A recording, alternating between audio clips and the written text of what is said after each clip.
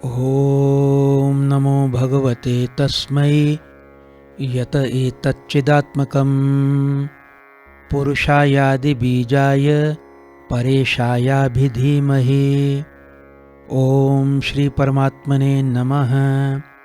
ॐ श्री गुरुभ्यो नमः। दिव्य स्वर्ण पुस्तिका के दूसरे अध्याय का विषय है जीवन का लक्ष्य। इस विषय पर पूज्य गुरुदेव के वचन इस प्रकार हैं। क्या आप विषय भोगों से तृप्ति पाने की कोशिश में हैं, परंतु जब जन्म जन्मांतरों में भटक भटक कर भी विषय वस्तुओं के भोग से आपके मन इंद्रियों की तृप्ति नहीं हुई, तो भला अब कैसे होगी? संतृप्ति होती है आत्म साक्षात्कार से।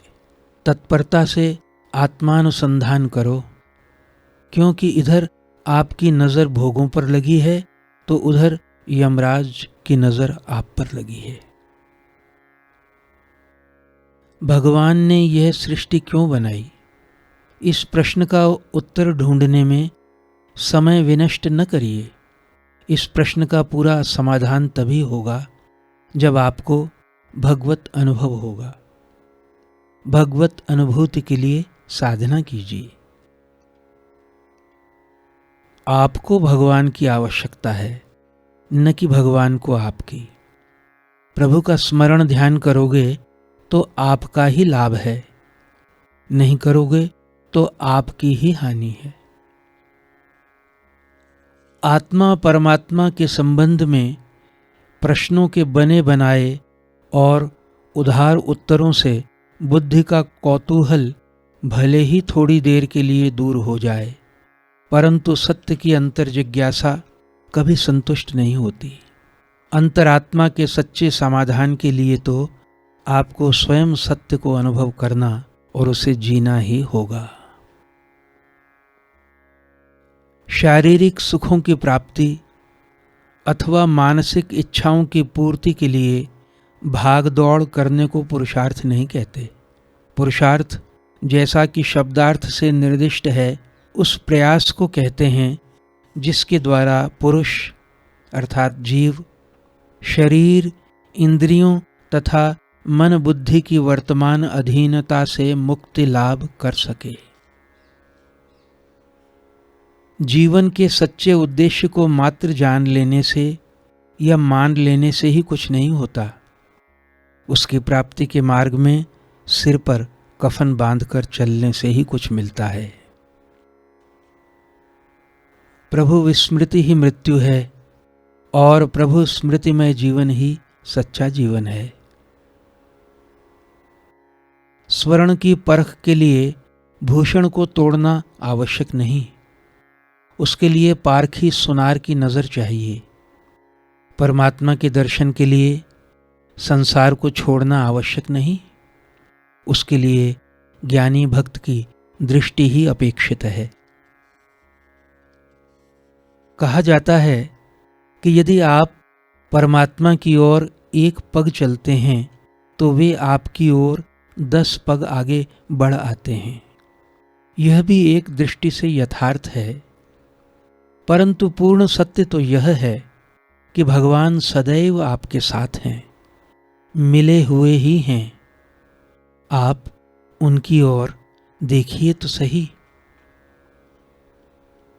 आप पूछते हैं, प्रभु प्राप्ति का सुगम मार्ग बताइए, परंतु वह मार्ग यदि कठिन होगा तो क्या आप उस पर नहीं चलेंगे? पहले अपने हृदय को टटोल कर देखिए, आप सुगमता को चाहते हैं अथवा भगवान को?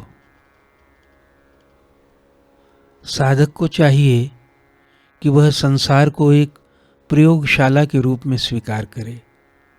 यहाँ उसे अपने जीवन पर नैतिक एवं आध्यात्मिक प्रयोग करके जीवन जगत में छिपे उस आनंद तत्व को आविष्कृत करना है, जिसे ज्ञानियों ने ब्रह्म अथवा शिव, योगियों ने आत्मा और भक्तों ने भगवान के नाम से इंगित किया है। पराई आध्यात्मिक अनुभूतियों से साधक की परितृप्ति वैसे ही नहीं होती जैसे एक व्यक्ति के भोजन खाने से दूसरे की भूख नहीं मिटती। ऋषियों ने सत्य का साक्षात्कार किया सो ठीक, पर आपको अपने लिए सत्य का स्वयमेव साक्षात्कार करना होगा। साधना का संबंध वर्तमान के सदुपयोग से है। भविष्य में भजन करने की कल्पनाओं में समय को बर्बाद न करें। प्रभु नित्य वर्तमान हैं और वर्तमान में ही वे मिलते हैं।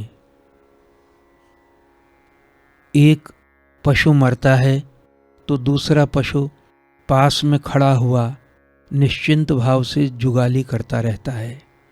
उसे अपने मरने का ख्याल भी तो पैदा नहीं होता। विषय वासना में तल्लीन आज के मनुष्य की भी क्या यही दशा नहीं है?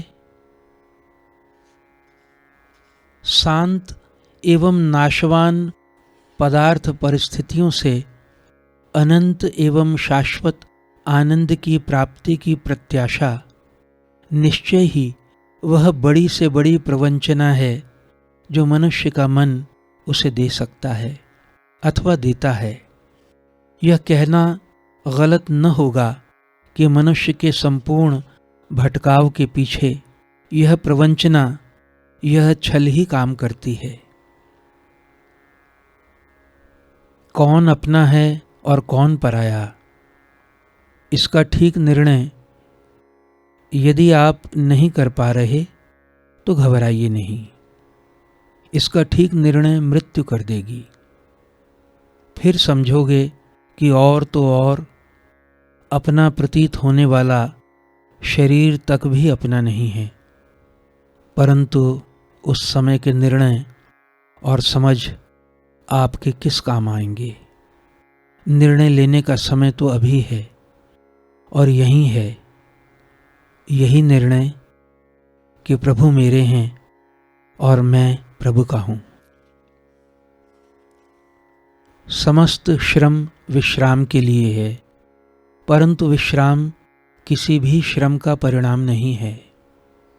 समस्त भागदौड़ ठहरने के लिए है, पर ठहराव किसी भी दौड़ का परिणाम नहीं है।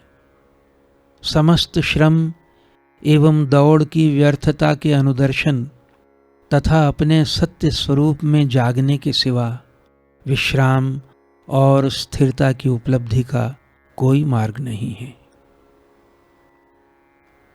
यदि आप चाहते हैं कि आपको बाद में पछताना न पड़े, तो जो अपना है उसे ही अपना मानो, जो पराया है उसे अपना मत मानो। परंतु सुनो, अपना वह होता है जो कभी अपने से छूटता नहीं, और पराया वह है जो सदा अपने पास रहता नहीं। जो मनुष्य अविनाशी आत्मा को त्याग कर उसके बदले में नश्वर वस्तुओं को स्वीकार कर लेता है, उसके पारमार्थिक दृष्टिकोण की तो बात ही रहने दीजिए, उसका आर्थिक दृष्टिकोण भी सही नहीं है। मनुष्य की भलाई इसी में है कि वह नश्वर वस्तु व्यक्तियों के मोह को छोड़कर अपने मन को नित्य परमात्मा के पावन चरणों में जोड़े। इस जगत में परमात्मा के अनन्य प्रेम से बढ़कर अन्य कोई उपलब्धि नहीं है। रथ रथी के वास्ते होता है, रथी रथ के वास्ते नहीं। मकान मालिक के लिए होता है, मालिक मकान के लिए नहीं। इसी प्रकार शरीर आत्मा के लिए है, न कि आत्मा शरीर के लिए।